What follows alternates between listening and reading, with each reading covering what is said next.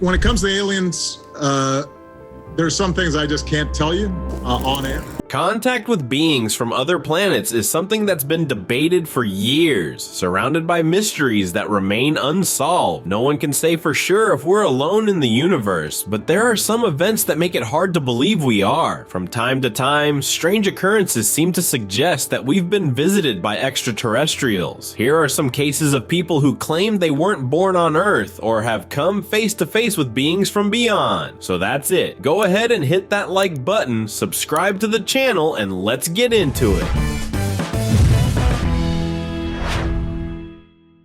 Ever wondered what it'd be like if a teenager from Mars showed up on Earth? Well, a few years ago, a Russian kid named Boris Kiprianovich made headlines by claiming to be from the Red Planet. Also known as Boriska, he started turning heads when he was just 3 years old, talking about deep and complex cosmic details. He'd describe planets and galaxies with a level of accuracy that seemed impossible for someone his age, like he'd either studied the stars for years or had seen them up close. By the time he was 7, Boriska was openly talking about his past life on Mars. He described conflicts between Martian civilizations and how their society was structured. His stories fascinated people around the world, but after several news reports, Boriska disappeared from the public eye. He and his family reportedly withdrew from society due to the bullying he started facing. Today, no one really knows where the supposed Martian might be. In 1978, a 20-year-old Australian pilot named Frederick Valentig vanished during a training flight right after reporting an encounter with a UFO. Frederick was a moderately experienced pilot, and everything was going smoothly until 7:06 p.m. That's when he radioed Melbourne Flight Service to report an unidentified aircraft nearby.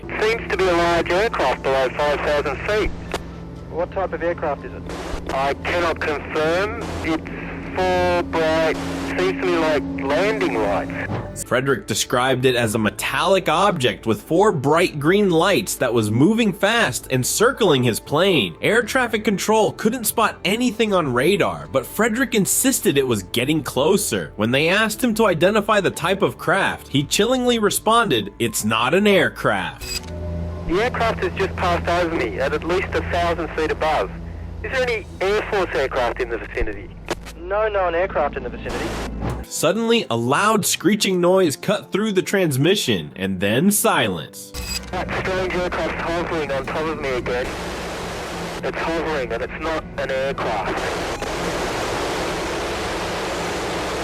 Frederick and his plane were never seen again. Investigators suspected that he crashed, but no wreckage was ever found. His disappearance remains one of aviation's greatest unsolved mysteries. UFO researchers still believe this could be one of the most convincing cases of alien abduction ever recorded. In 1803, something bizarre went down in Japan. A group of fishermen from the Hitachi province spotted a strange floating object drifting toward the shore. Things got even weirder when the object opened up and a young woman with red and white hair stepped out holding a mysterious box that no one was allowed to touch. Communication non-existent. The woman spoke a language no one had ever heard, and inside the craft were symbols and markings that looked like alien writing. After a short encounter, the mysterious woman climbed back into the craft, which floated away and disappeared over the horizon. Here's the freaky part. The drawings of the Utsurobune from that time look eerily similar to modern depictions of UFOs. This has led many to believe that this could have been one of the earliest recorded alien encounters. In 1994, a farmer from Pedro de Toledo, Brazil, witnessed one of the creepiest mysteries the region had ever seen. It started when he went to check on his farmhand, Jose Marlon, after noticing complete silence coming from his house. When he peeked through the window, his blood ran cold. Jose's body was on the floor, completely burned, but in a way that didn't look natural. His clothes were untouched, with no signs of fire damage, except for a strange triangular hole in the middle of his chest. Nearby, a chicken had suffered the same fate, and about 55 meters away, 3 calves were also found burned, but with no visible signs of how it happened. Even creepier, Jose's body and the chicken were surrounded by a white outline on the ground, like they'd been marked by a beam of light. The cabs didn't have this outline, possibly because it had rained afterward. Inside Jose's house, police found one disturbing detail: a bucket of water that smelled rotten for no apparent reason. Investigators couldn't determine the cause of death. A lightning strike? Some kind of natural phenomenon? But how would that explain the intact clothing and the burned bodies spread across the farm? UFO researchers immediately suspected an advanced level alien encounter. A few months earlier, there had been reports of strange flying objects in the area. Coincidence? On March 16, 1967, something straight out of a sci-fi movie allegedly happened in Virginia. A mysterious craft landed, drawing immediate attention from authorities. When officers arrived, they found a tall man calmly standing near the craft. Without fear or hesitation, he made a surprising request. He wanted to speak directly with then-President Dwight Eisenhower. Here's where it gets wild. This man somehow managed to reach the Secretary of Defense, not through force or threats, but supposedly using telepathy. During the meeting, he introduced himself as Valiant Thor, a representative from Venus. His message, a warning from the intergalactic community about Earth's growing nuclear arsenal. He said humanity was on the brink of self-destruction, and the advanced civilizations watching us were deeply concerned. This was during the height of the Cold War, so you can imagine the tension. But the strangest part, no one has ever publicly denied that this meeting took place. Even creepier, there are actual photographs from high-level government meetings where Valiant Thor appears standing among military and political leaders. Former government officials have confirmed his presence, but after Eisenhower's presidency ended, Valiant Thor vanished without a trace. No records, no follow-up, nothing. Was Valiant Thor an alien diplomat trying to save humanity from itself? Or was he something even more mysterious? In 1960, security at Tokyo International Airport stopped a traveler whose passport claimed he was from a country called Taured. The problem? Taured doesn't exist. When officials asked him to point it out on a map, the man confidently pointed to Andorra in Europe, but insisted that his homeland was Tard, a nation that had supposedly existed for over 1,000 years. Confused, authorities placed him in a hotel while they investigated. The man claimed he was in Japan on business, but the company he named said they had no idea who he was. Here's where it gets eerie. Despite guards stationed at his door and no other exits, the man vanished without a trace. One of the leading theories, Berhadrik Jenensfer might have been living in a parallel dimension where Taured was a real place. Somehow he slipped into our reality and then mysteriously returned to his own, leaving nothing behind but questions. Ever thought about hitching a ride with aliens? Sounds crazy, but Canadian engineer Granger Taylor may have actually pulled it off. Granger was a mechanical genius known for building planes and fixing heavy machinery with little to no training, but he was also obsessed with extraterrestrials. On October 7th, 1980, Granger vanished without a trace. Police found a chilling note in his house saying he was leaving on an interstellar trip with aliens and that he'd be gone for exactly 42 months. What makes it even stranger, neighbors reported seeing strange lights hovering near Granger's home on the night he disappeared. Years later, debris from what might have been his truck was found in the mountains, but Granger himself was never seen again. Did he really join an alien expedition, or did something more sinister happen that night? In 1975, logger Travis Walton was working with 6 co-workers deep in the Arizona woods when they saw a bright light in the sky. They stopped their truck and Travis got out to get a closer look. That's when a beam of light shot out from the object, hit him, and he vanished right in front of the others.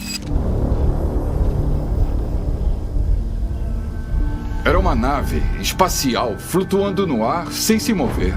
The crew panicked and rushed back to town to report what happened. A massive search followed, but no sign of Travis was found. Then, 5 days later, Travis reappeared. He was dazed and had unexplained injuries. Eu não vi nenhum tipo de marca de derrapagem, como se uma aeronave tivesse tocado no chão. Não senti nenhum cheiro. Não vi nenhuma queimadura.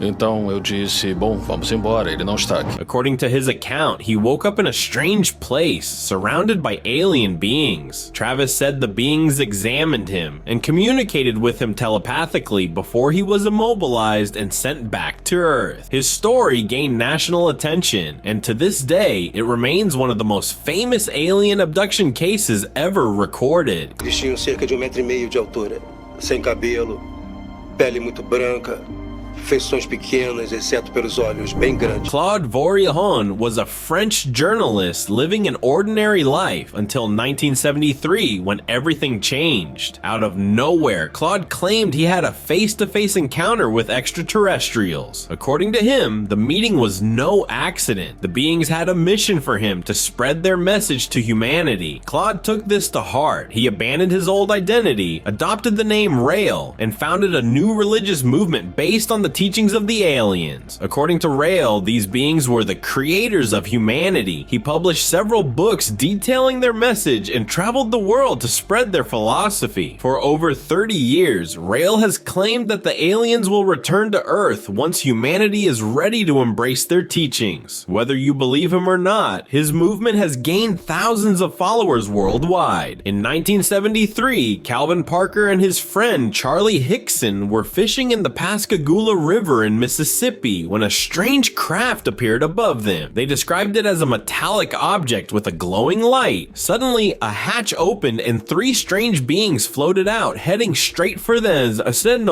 Charlie claimed he was paralyzed while Calvin blacked out. They woke up inside the craft, where the beings examined them for about 30 minutes before returning them to the riverbank. Their story made headlines, but it got even more convincing decades later. 50 years after the incident, a woman named Maria Blair came forward. She claimed that she and her husband had been nearby that night and saw the craft and the beings themselves. Maria said she stayed quiet out of fear of being mocked, but now confirms that Calvin and Charlie were telling the truth. Alex Collier is a former U.S. Army pilot who claims he's been in contact with alien beings since he was 8 years old. According to Collier, he communicated mainly with 2 beings from the Andromeda Galaxy named Visayas and Moroane. In the 1980s, while still serving in the military, Alex says he was taken aboard a spacecraft where he stayed for 3 months. Here's the mind-bending part. When he returned to Earth, only 18 minutes had passed. Alex says the Andromedans shared knowledge about the universe's ancient history, including evidence of civilizations far older than humanity. He claims they warned him about humanity's self-destructive behavior and that advanced alien species have been monitoring Earth for centuries. Alex continues to share his experiences to this day, claiming that one day humanity will make contact with these ancient civilizations. That's it for today's deep dive into alien encounters and interdimensional mysteries. If you made it this far, don't forget to hit that like button, subscribe to the channel, and stay tuned for more mind-blowing stories. See you next time.